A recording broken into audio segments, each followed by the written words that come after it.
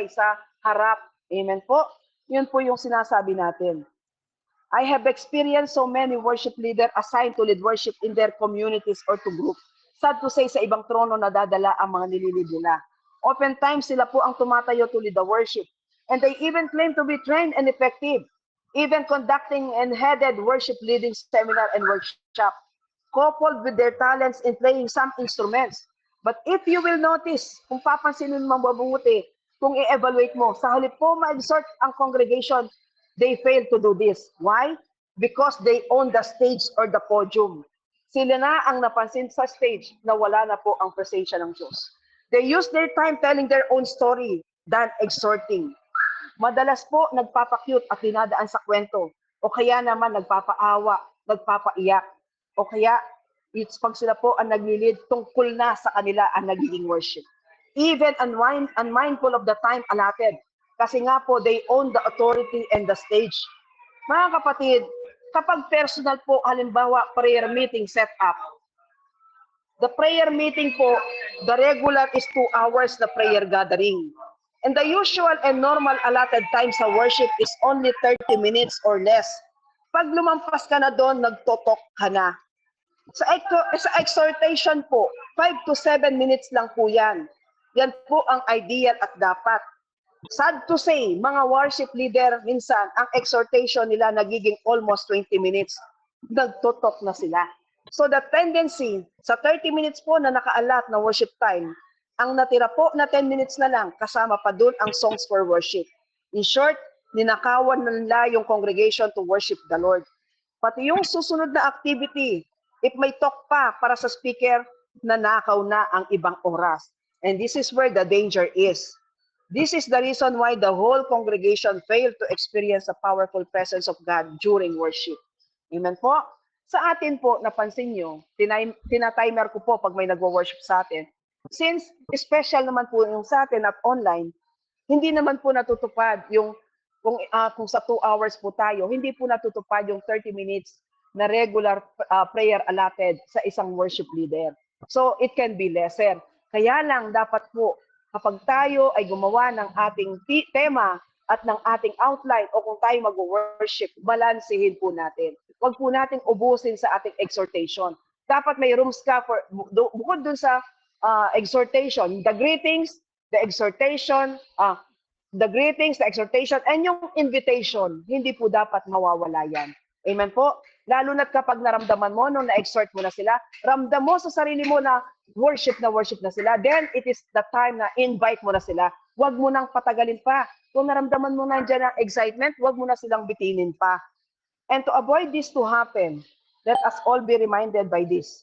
It is essential that the worship leaders are skillful in leading the congregation to the presence of God. So mga kapatid, ito po ay simple na pagtalakay ngayon about the qualities of an effective worship leader at yun pong dapat nating matandaan kapag tayo ay dudulog.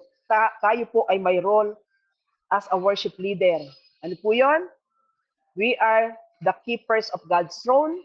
Siguraduhin po nating mapanatili natin ang trono ng Diyos sa pamamagitan ng kanyang makapangyarihang presensya.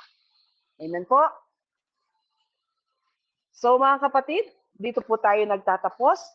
Pakatandaan po natin ang mga qualities na dapat taglayin ng isang magiging worship leader natin. Basic qualities of a worship leader. First, a man who loves God and His people.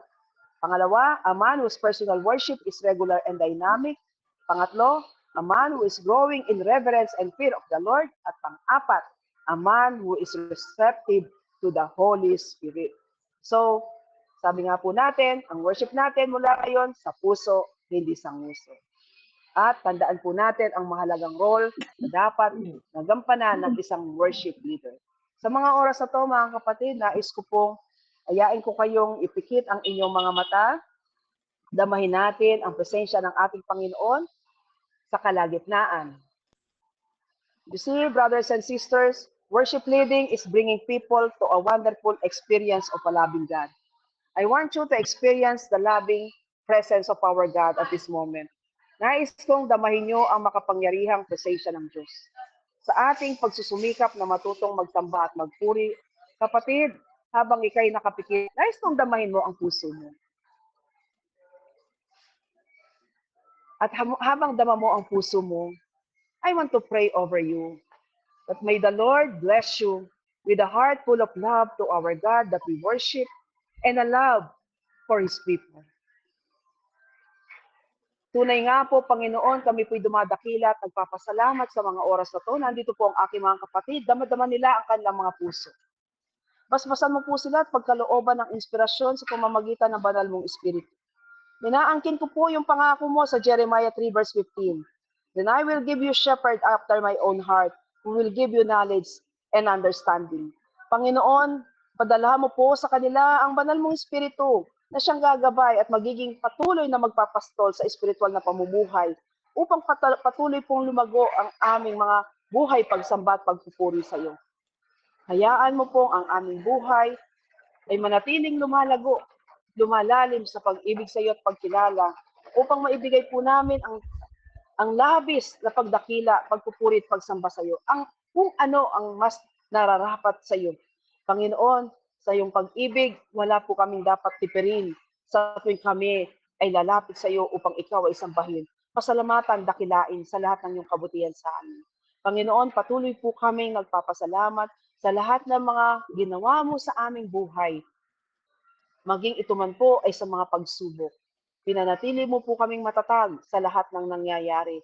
Kaya lalo po kami nagkakaroon ng tibay at inspirasyon na lalo ka naming sambahin sa kabila ng lahat. Nais ka naming papurihan at pasalamatan sa lahat ng kaloob mo sa amin. Panginoon, sa lahat pa ng iyong ginagawa at sa lahat pa ng gagawin mo sa amin, ngayon pa lamang po, papuri, pagdakila, pasasalamat sa matamis mong pangalan. Panginoon, ito po'y aming inialay sa iyo sa matamis na pangalan ng aming Panginoong Hesus na patuloy naming itataas at sasambahin ng sama-sama sa bakura ng FOD na nabubuhay at naghahari noon, ngayon at magpakailanman, Panginoong Hesus, Yeshua, the one who will save His people. In the name of the Father, of the Son, and of the Holy Spirit. Amen. Glory be to the Father, to the Son, and to the Holy Spirit. As it was in the beginning, As it was in the beginning, now and ever shall be world without end. Amen. And amen. So mapagpalang araw po sa ating lahat ng minamahal kong kapatid. Amen po. Amen. So Glory sa to next God. week po, Yes po. hiningi ko po yung inyong pahintulot na ako po ang makapag-lead ng worship dahil Lunes Santo na po yon. Tama po ba ako? Amen po. At since Lunes Santo po, ang nais ko pong ibigay na talk sa inyo is yung first word sa 7 last word. Father, forgive them for they do not know what they are doing. Ngayon pa lang po, siguro, alam nyo na kung ano ang magiging tema ko.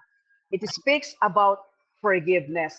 So doon po, tatakbo ang magiging worship natin. Ako lang po ang mamumuno, pero sama-sama po tayo. Dadamahin po natin na kukuhanin natin ang kapatawaran na nais natin at ang patnubay at biyaya, pag-ibig ng Diyos. Amen po?